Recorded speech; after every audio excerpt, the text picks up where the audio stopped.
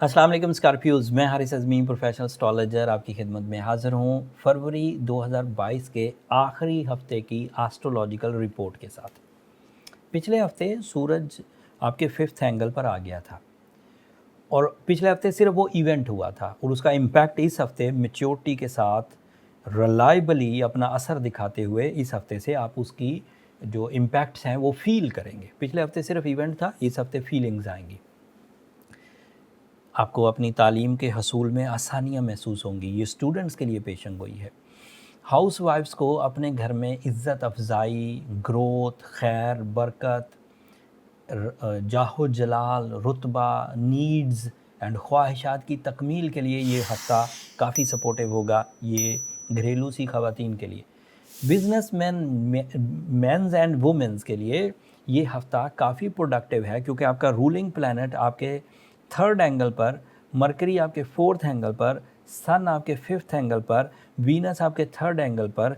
ये इस तरह का प्लैनेटरी सेटअप बन रहा है जिसमें सेल्फ एम्प्लॉयमेंटशिप, जो ऐसे स्कॉर्पियो जो अपना काम करते हैं उनके लिए बहुत ग्रोथ के रास्ते खुल चुके हैं 18 फरवरी से ही। और इस हफ्ते वो ग्रोथ पकड़ेंगे और 4 हफ्ते तक ये ग्रोथ चलेगी। ये उसका दूसरा हफ्ता है। स्कॉर्पियो की इस तरह की परफॉर्मेंसेस में वो मटेरियल साइड पर तो स्मूथ होंगे ही होंगे। रुपया पैसा, जॉब में इंक्रीमेंट्स, इन्वेस्टमेंट से ज़्यादा बड़े प्रॉफिट्स, तालीमी सरगर्मियाँ, घरेलू इत्तफाक और बरकत, ये तो बहरहाल पैदा होगी। बट इससे इनडायरेक्ट एडवांटेजेस क्या मिलेंगे कि इस जब आप स्टेबल होंगे, जब आप सोर्सफुल होंगे, जब आपके वसाइल ताकतवर होंगे तो आप अपनी सारी ड्यूटीज़ प्रॉपरली निभा सकेंगे। जैसे एज आ हस्बैंड आपको जो करना है, एज आ बेटा आपको जो करना है, एज आ भाई आपको जो करना है, एज आ मुस्लिम आपको जो करना है, या अदरवाइज़ आपके जो सोशल एजेंडाज़ हैं या ड्यूटीज़ हैं, जब आपके पास सोर्सेज हैं तो आप वो सब पूरी कर सकेंगे। अगर कोई बंदा हैंड टू माउथ हो, उसके पास वसाइल ही ना हो, तो वो अपनी ड्यूटीज़ भी नहीं पूरी कर पाता।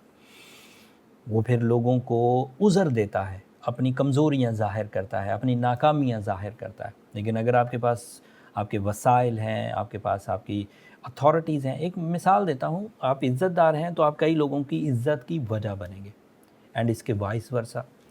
अगर आप सहूलत वाली ज़िंदगी गुजार रहे हैं तो उस सहूलत वाली ज़िंदगी के एवज़ आप कई लोगों को सहूलत दे सकेंगे, या उसके उलट आपके पास सहूलतें नहीं हैं तो आप दूसरों की सहूलतें इस्तेमाल करके ज़िंदगी गुजारेंगे तो दूसरों पर बोझ बनेंगे।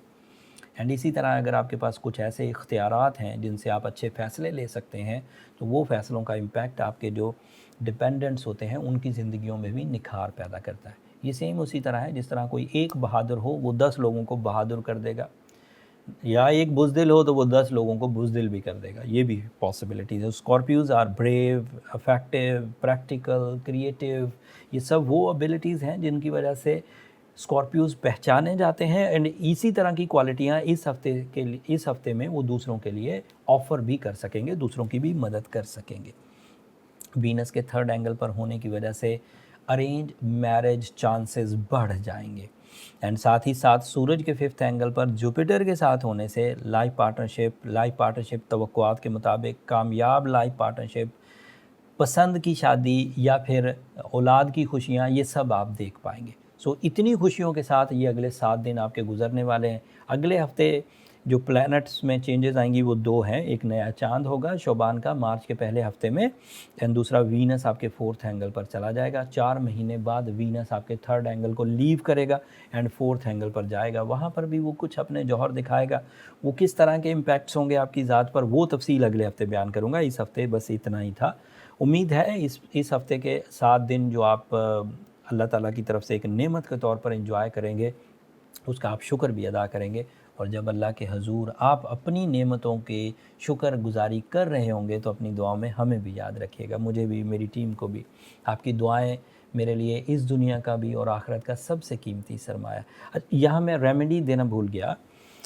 अगर कोई स्कॉर्पियो को ऐसा हो जो इतनी अच्छी प्लानिटरी पोजीशन लेकर अपने यहाँ उलझन का शिकार हो किसी भी फील्ड में, चाहे सेहत में हो, चाहे रिश्तेदारी में हो, चाहे कैरियर में हो, चाहे अदरवाइज़ किसी तरह की कोई ऐसी प्रॉब्लम हो जो जो आपकी ज़िंदगी को स्टक कर रही हो, रोक रही हो, तो आपको ओपल पहनना चाहिए या रूबी पहनना चाहिए और सूरज शम्स को 5 दफ़ा एक दिन में कंसीडर करना चाहिए।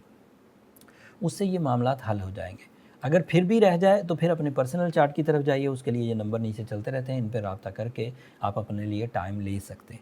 बट अगर आप अपनी जैसे जनरल रेमेडी से ठीक हो गए तो फिर आपको दैट मीन जनरल सी प्रॉब्लम थी और वो सेटल हो गई। लेकिन सिवियर इश्यूज़ के लिए आपको अपने पर्सनल चार्ट की तरफ जाना ही चाहिए।